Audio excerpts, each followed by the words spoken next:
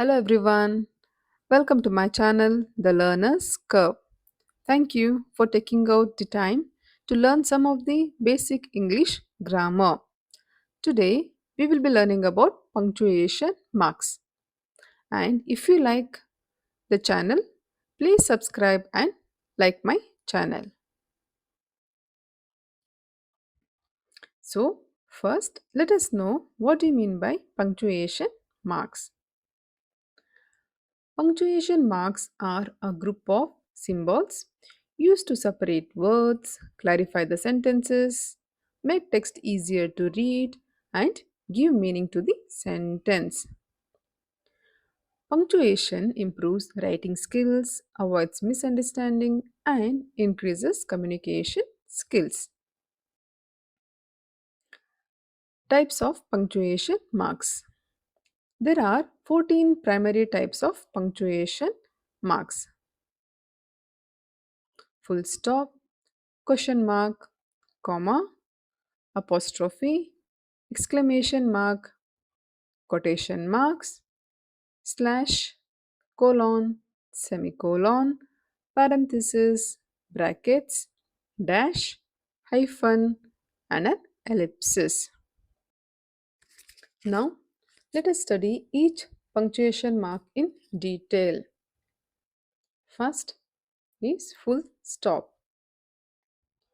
Full stop is also known as a period. Now, let us study how to use this punctuation mark. First, at the end of a sentence. When I say sentence, in this case, it means a declarative sentence.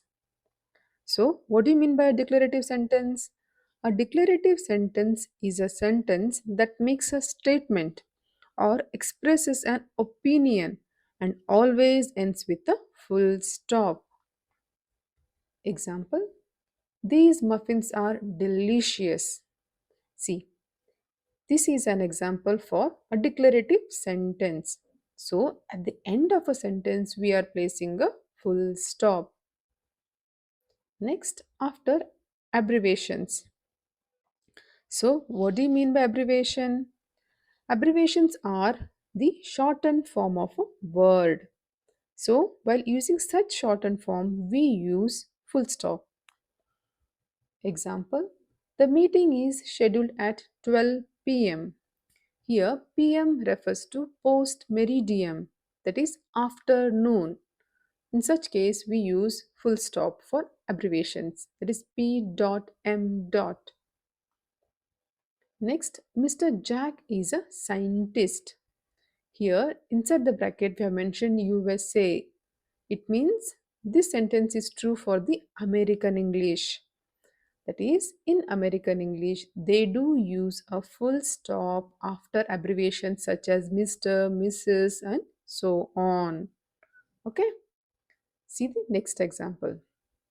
Mr. Jack is a scientist, but here inside the bracket we have mentioned as UK. It means this sentence is true for the British English. So, what is the difference between these two sentences? In the above sentence, we have placed the full stop after the abbreviation, whereas for the below sentence, we have not placed a full stop after abbreviations. Why so? Because in British English, full stops are not used after abbreviations if the last letter of the contraction is the same as the last letter of the whole word. See, in this case, Mr. What is the last letter of the whole word? R. What is the last letter after contraction? Again R. Both are same. In such cases, we do not use the full stop. Okay, for abbreviations. This is true for the British English. Okay, in American English, they do not use such rules. Next example is Captain Stephen is on board. Again, this is true for the British English. But after captain, we have placed a full stop. But in above example, we have not placed the full stop. But here the next example, we have placed a full stop. Why so? Because again, in British English, full stops are used for abbreviations if the last letter of the contraction is not the same as the last letter of the whole word. Example, captain. What is the last letter of the whole word? N. After contraction, what is the last letter? T. Both are not same. In such cases only, they will use the full stop. Okay? I hope you're able to understand. Next is inside the quotation marks. Example, Tim said, stop making noise. See here, the full stop is inside the quotation mark. And inside the bracket, we have mentioned USA. It means this is true for the American English. But the rules are different for British English. We will learn about them in our upcoming videos. Next, after a command. We use commands when we want certain things or actions to be followed. For example, please close the window. Now, this is a command and we are placing a full stop the after a command. Next, after an indirect question. So, what is an indirect question? It is a statement. It's not a question. Therefore, the question mark is dropped. It is a more polite and a formal way of asking an information or other things. Example, I wonder where my book is. No, this is an indirect question. Okay, it's not a direct question. There's a difference between direct question and indirect question. So, with respect to indirect question, we place a full stop after the end of an indirect question. Next, punctuation mark is comma. It is used to separate parts of a sentence and to separate the list or items. A comma in a sentence indicates a brief pause. It avoids the confusion and misinterpretation of a sentence. Example, let's eat mom, suggests eating mother. Now, we'll place a comma after let's eat and read a sentence again. Let's eat mom. Now, this sentence with a comma, the whole meaning is changed. It means an invitation to your mother to eat together. See, without a comma, the meaning was different. Let's eat mom, suggests eating mother. With comma, the meaning is different. Let's eat mom. You're inviting your mother to eat together. See, a comma in some cases can change the entire meaning of a sentence. Okay, now let us see when and how to use a comma in a sentence. First, to separate items in a list. Example, we bought rice, eggs, milk, and juice from the grocery shop. See, when a sentence contains more than two things, people, items, or places, we use a comma to separate them. Next, between two independent clauses. First of all, you should know what do you mean by an independent clause. An independent clause can stand alone on its own, means it doesn't need any other clause to make sense. Okay? Example, they went out for dinner, but the food was bland. Here, there are two independent clauses. First, they went out for dinner. It's a complete sentence, correct? Next, the food was bland. This is a second independent clause. But here there is a word but. This is called the coordinating conjunction. This coordinating conjunction is connecting two independent clauses. So, when a coordinating conjunction connects two independent clauses, we need to place a comma before the coordinating conjunction. Next, using subordinating conjunctions. Example: because I was tired, I did not go to the dance class. Here, because I was tired is a dependent clause. What is a dependent clause? A dependent clause is a clause that depends on another clause to make sense. The next sentence here, I did not go to the dance class, is an independent clause. Okay? Because I was tired does not make any sense unless we write I did not go to the dance class. Now this will make sense. Okay? So because is a subordinating conjunction which is introducing a dependent clause. Okay?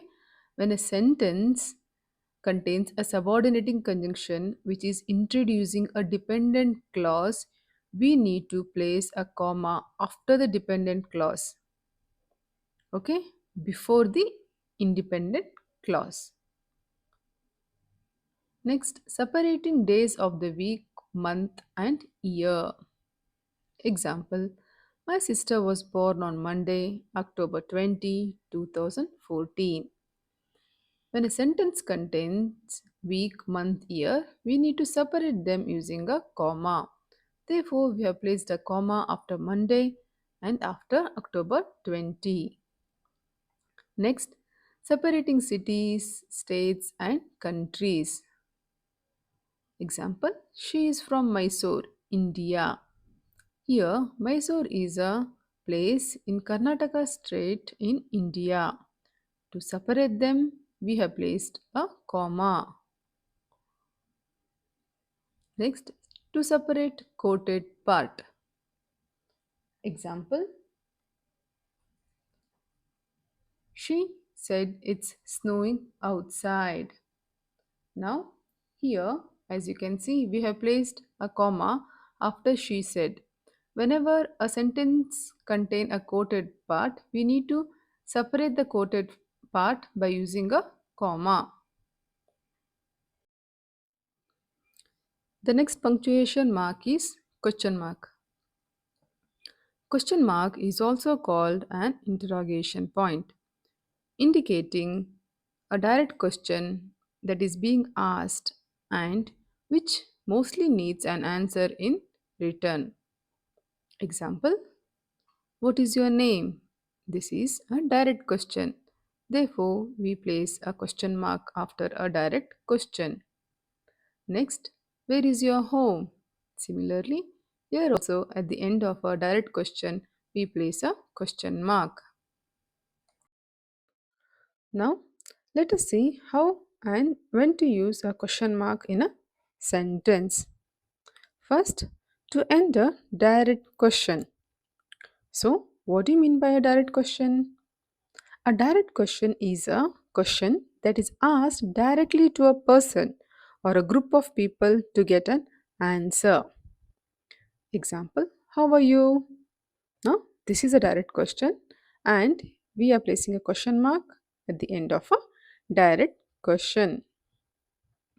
Second, for question tags. So, what do you mean by a question tag?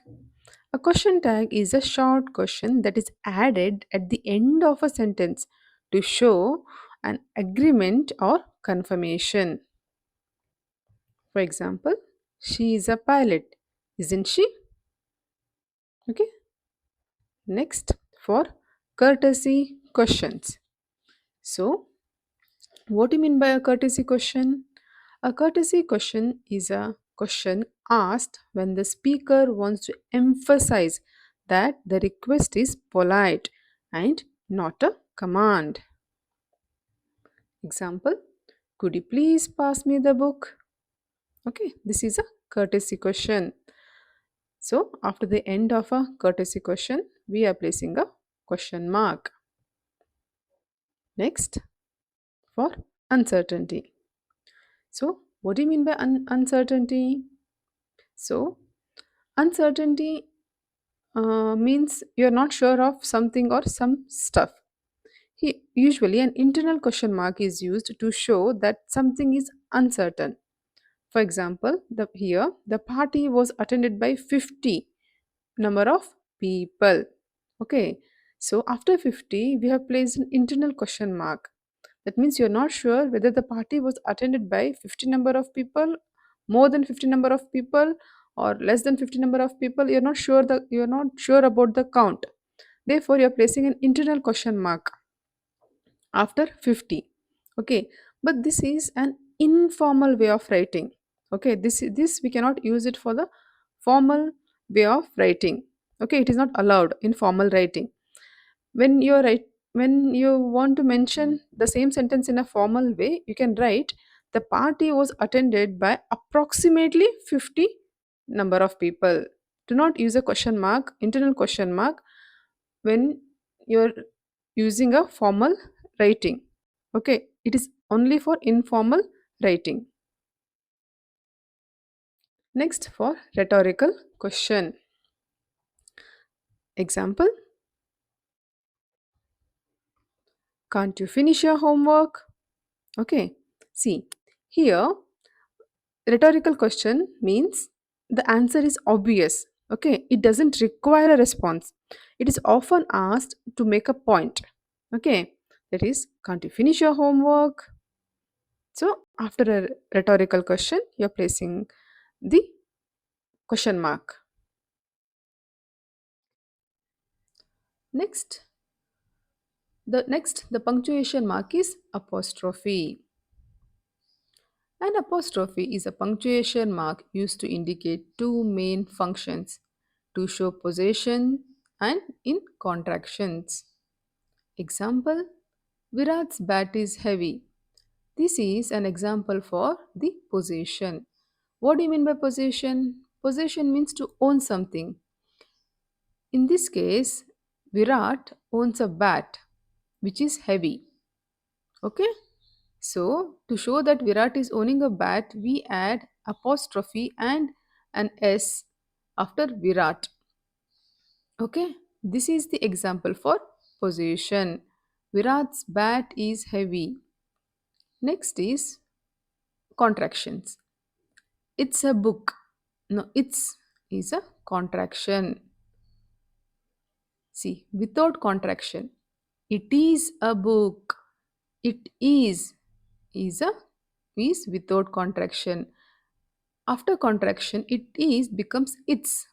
That is, I is being replaced by an apostrophe. Okay. Let us see some more examples to make you all understand better.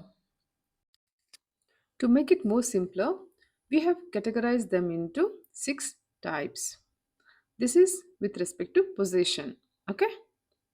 The first one is singular noun ending with letter S. Example: Jess. Jess is the singular noun that is ending with letter S. So, whenever we come across the singular nouns which are ending with letter S and they possess something, at that time we need to represent them in a certain way. That is, add an apostrophe and letter S, or you can just add an apostrophe. See here. Example: Jess' car is red. Jess owns a car that is red in color. So, how do we represent it? This representation is wrong. Second one, here see. After Jess, we are adding an apostrophe and letter S. This Jess's car is red. Now, this is grammatically correct. Or we can write in this way also. That is, after just add an apostrophe and continue the rest of the sentence. Just car is red. Now, this is also grammatically correct. The second or the third. Okay, these two are grammatically correct. The second rule is singular noun not ending with letter S. Example: Gavin. Okay, so what do we do? So, whenever we are using singular noun which are not ending with letter S, we need to add an apostrophe and letter S. Okay. Example: Gavin's mother is a pilot. Now, this is not correct. See the sentence, second one. Gavin's, that is after Gavin, had an apostrophe and letter S. Now it becomes Gavin's mother is a pilot. Is grammatically correct. Third one is plural nouns ending with letter S. Example: cats.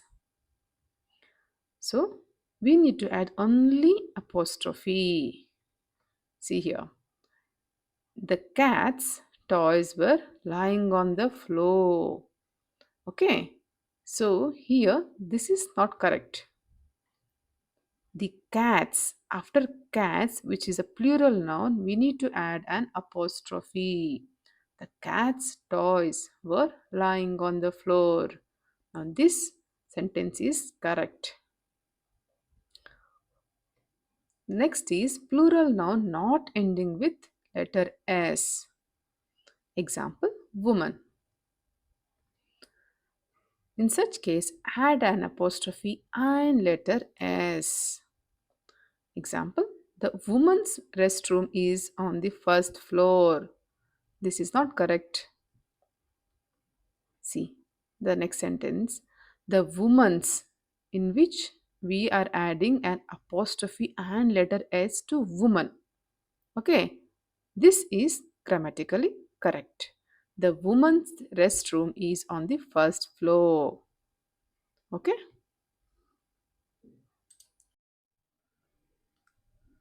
Joint ownership. What do you mean by joint ownership? Joint ownership means owning something together. Example: Moana and Joanna. Add apostrophe and S to the last name only. Moana and Joanna's car is beautiful. So, Moana and Joanna owns a car that is beautiful. In such case, they own the car together. That is joint ownership. Okay. In such case, you need to add an apostrophe and letter S to the last name only. Okay. Next, individual ownership. Example: Lee and Jeremy. Individual ownership means Lee, in this case, Lee and Jeremy, they own something independently. Okay? In such cases, add an apostrophe and S to each name. Example: Lee's and Jeremy's kites are amazing. Here Lee and Jeremy both owns kites. Okay, they both own different kites which are amazing. In such cases, you need to add an apostrophe and letter S to each name.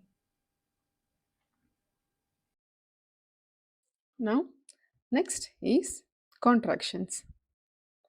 Contraction means a shortened form. Contractions are words or phrases that are formed by omitting one or a few letters and forming a shortened word, thereby adding an apostrophe in place of those omitted letters. Example: It is a folding chair.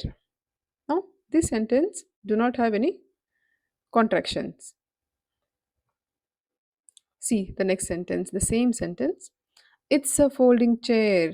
See, here it is changed into it's.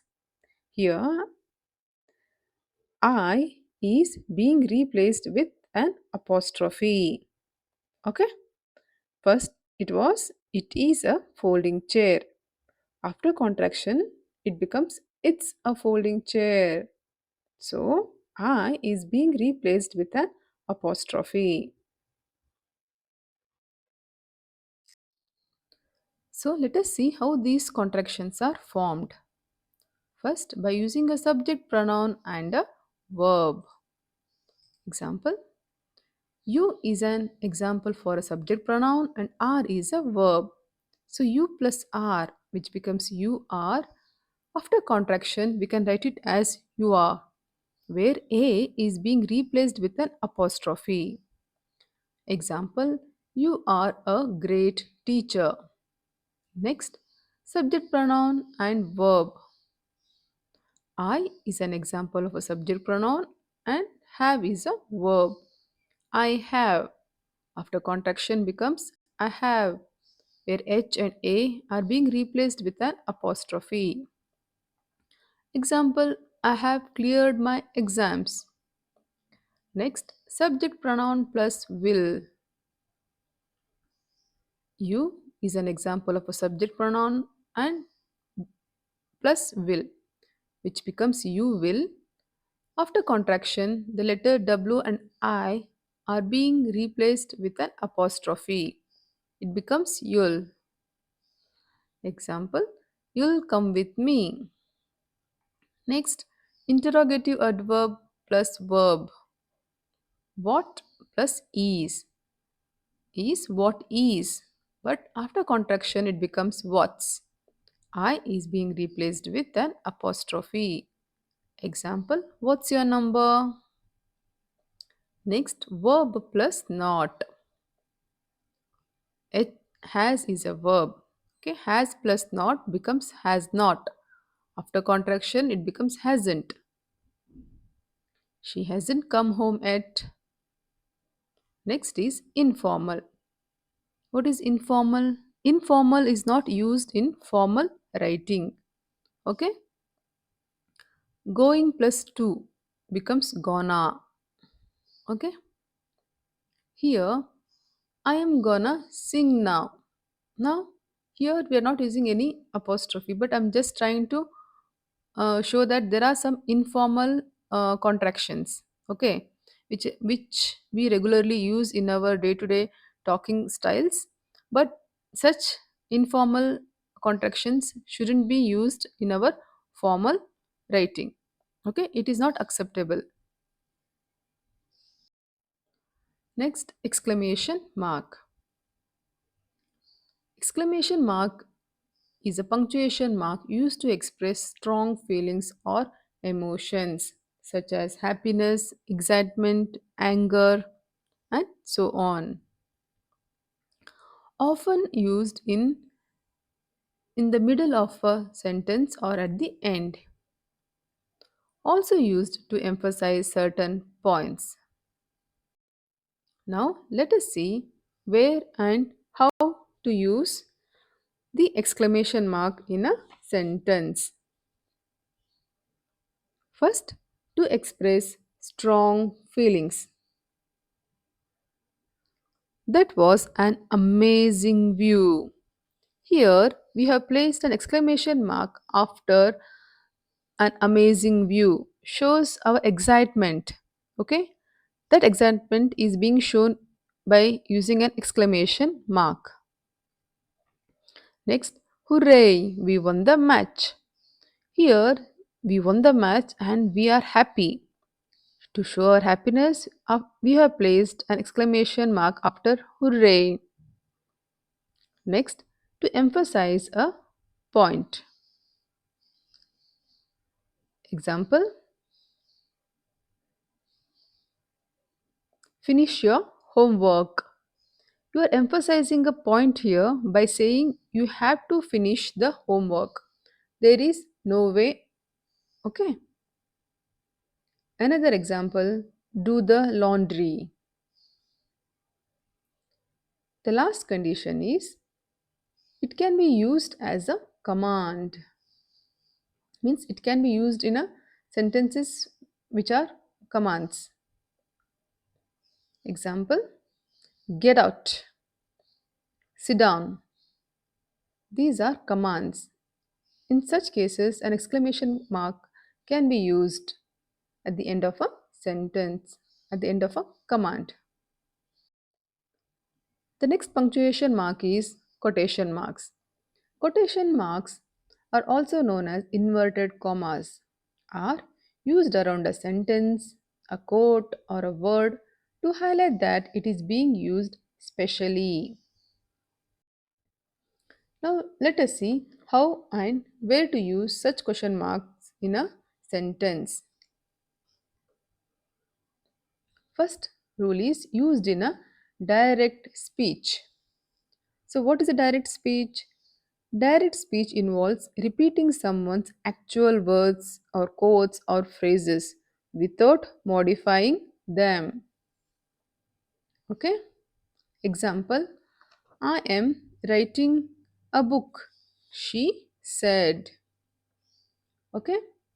So here, what she said is being quoted as it is without any modification.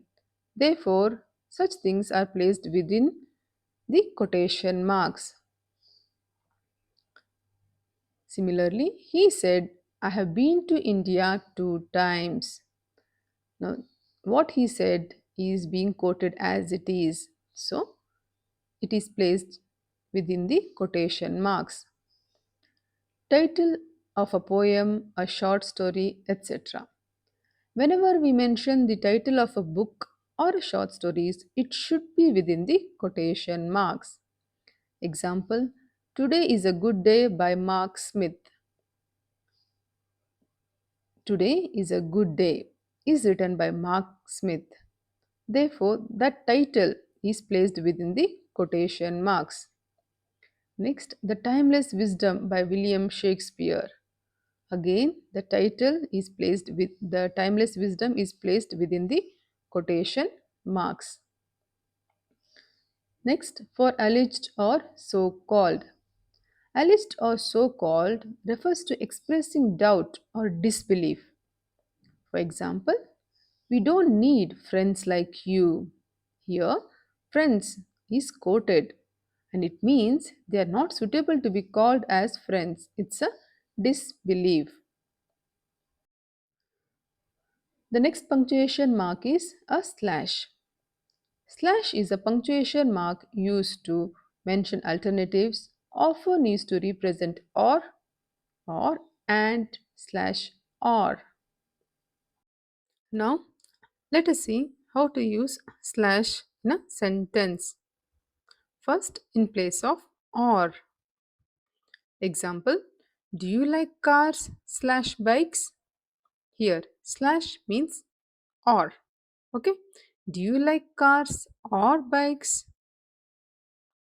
Next, in verb address. This is common. Okay. Most of you all are aware of this. That is, in verb addresses, they do use slash to separate the search engines. For example, google.com slash search and all. Next, in fractions, that is, I need half a cup of milk. Okay, here, half, which is a fraction. The slash is used to separate the denominator and the numerator. Okay. Next, to separate dates, months, and year. Example: My sister was born on 21st September 2011. That can be written as 21 slash 09 slash 2011. Our next punctuation mark is colon. A colon is a punctuation mark used to introduce a list, examples, a quotation, or an explanation, providing clarity and structure. They are also used to emphasize or explain information suggested in an earlier clause before a colon. Now, let us see how to use a colon in a sentence. First, in introducing lists. Example: I bought 3 things from the market: rice, sugar, and milk. See, here we are using a colon to separate the list of the items. Next, to emphasize. So, what do you mean by emphasize? Emphasizing means to give importance or attention to some stuff or some things. Okay. Example, she aimed one thing in life to help the needy. Okay, so here the emphasis is being placed on to help the needy. That is, the one thing that she aimed in life is to help the needy. Okay, so that emphasis is being separated by using a colon. Next, to express time. Example, I will meet you at 5 p.m. Okay, so here the hours and the minutes are being separated by using a colon. Next, in titles and subtitles, colon is used to separate the titles from the subtitles. Example, The Hardworking Ants, a short poem. See, here, in some cases, we can use a colon to separate the titles and the subtitles. Okay, the next punctuation mark is semicolon. A semicolon is a punctuation mark that is a mix of both a comma and a full stop. It is also called a super comma. Semicolon brings equality, whereas colon shows emphasis. Now, let us see how to use a semicolon in a sentence. First, between two independent clauses. We all know that an independent clause is a clause that can stand alone on its own. Example, Inaya was hungry, she went to a nearby hotel.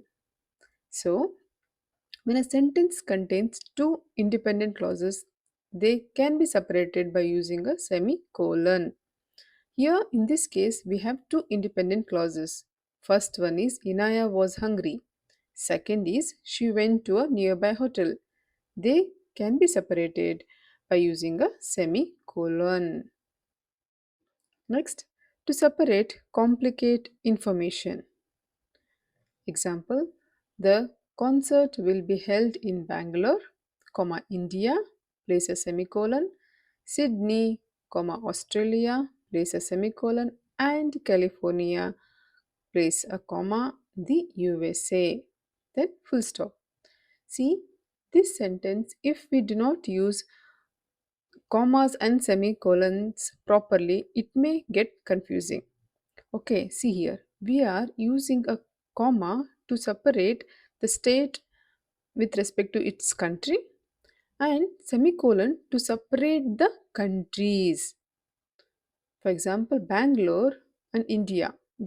Bangalore is a state in India.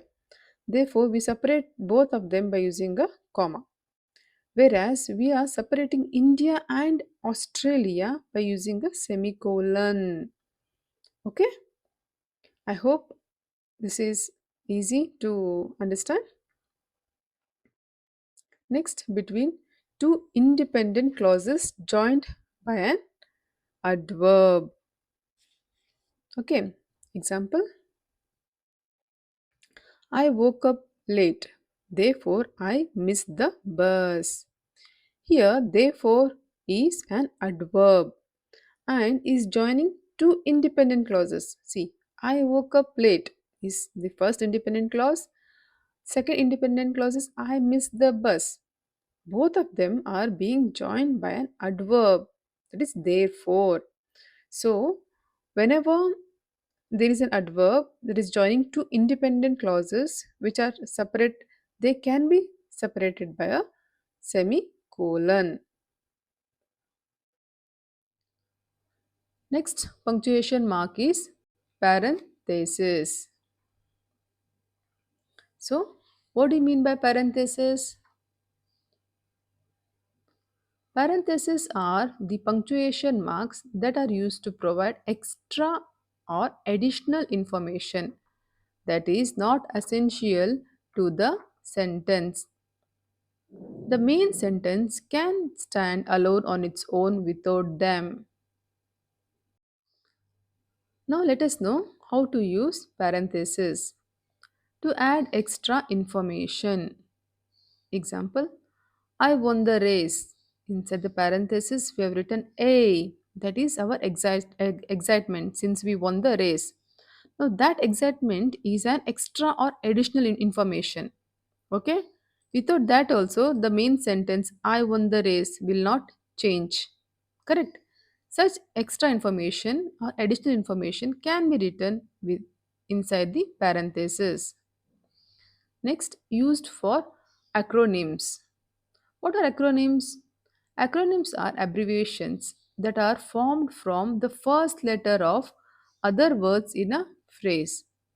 Example, my phone's global positioning system is not working. See, the acronym for global positioning system is GPS.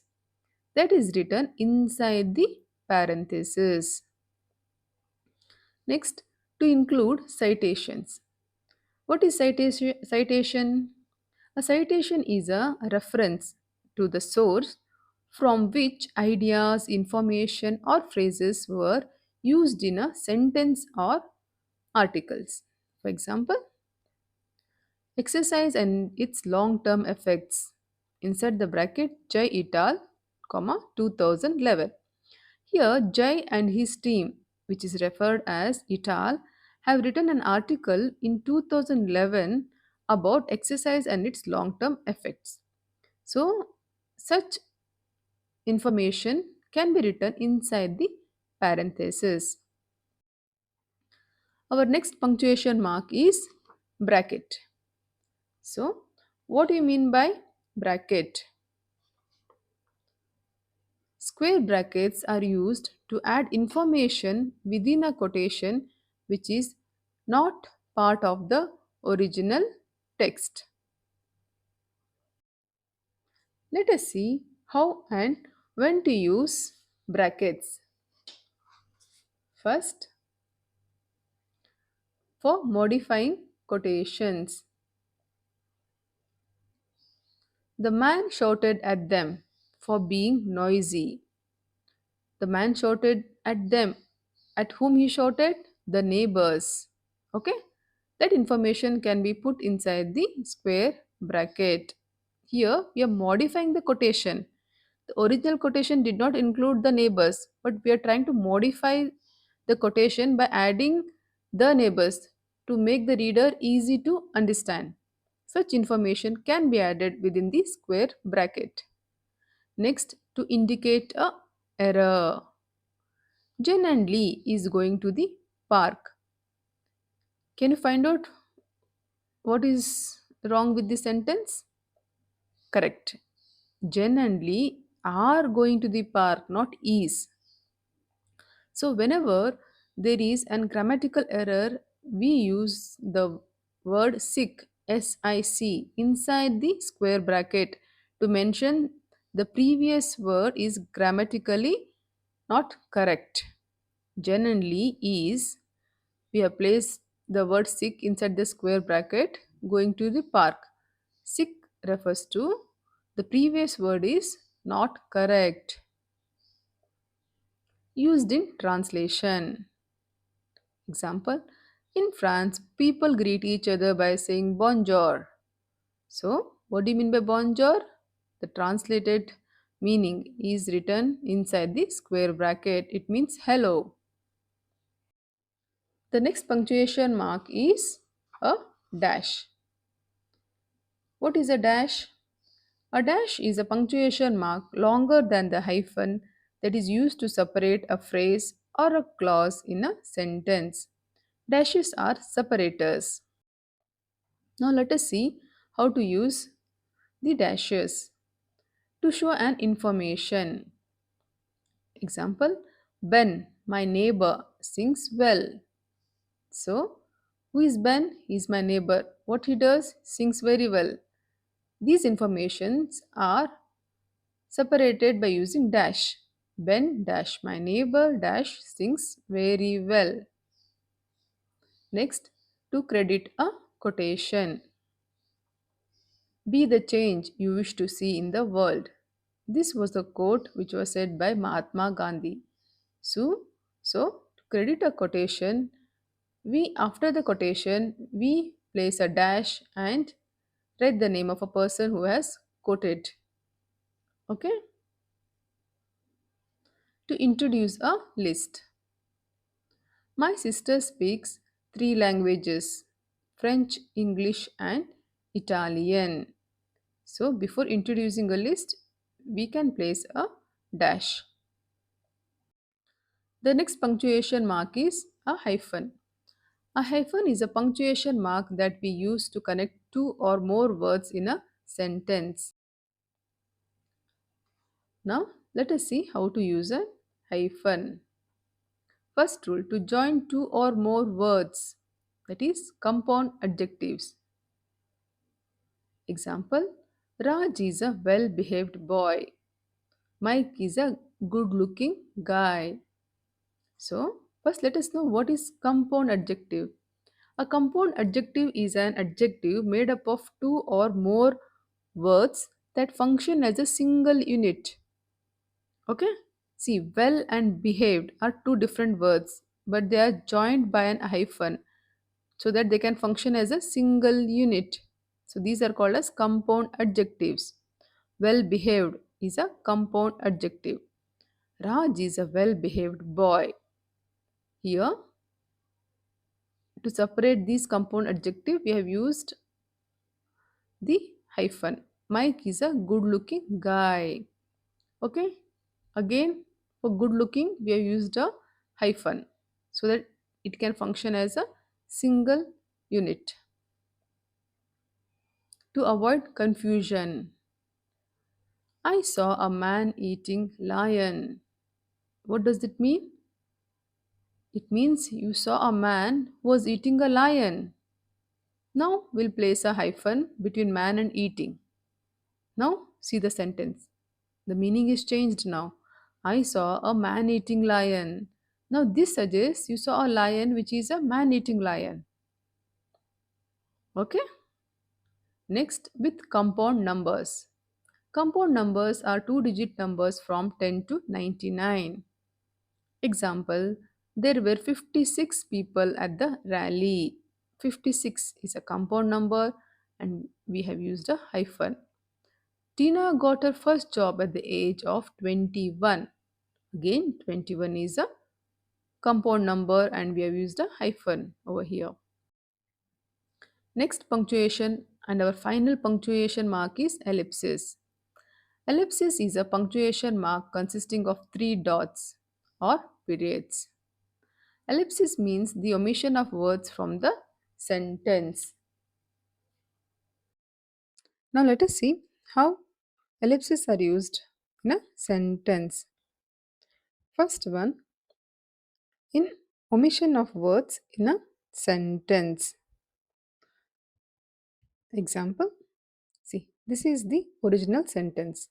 There was a robbery near Westwood, California at 7 a.m. A tall and thin masked man in his 30s fooled an elderly woman in her late 80s and ran away with her purse and valuables. Now, this original sentence can be modified using an ellipsis. That is, there was a robbery near Westwood, place an ellipsis. A tall and thin masked man, again an ellipsis, fooled an elderly woman, again an ellipsis, and ran away with her purse and valuables.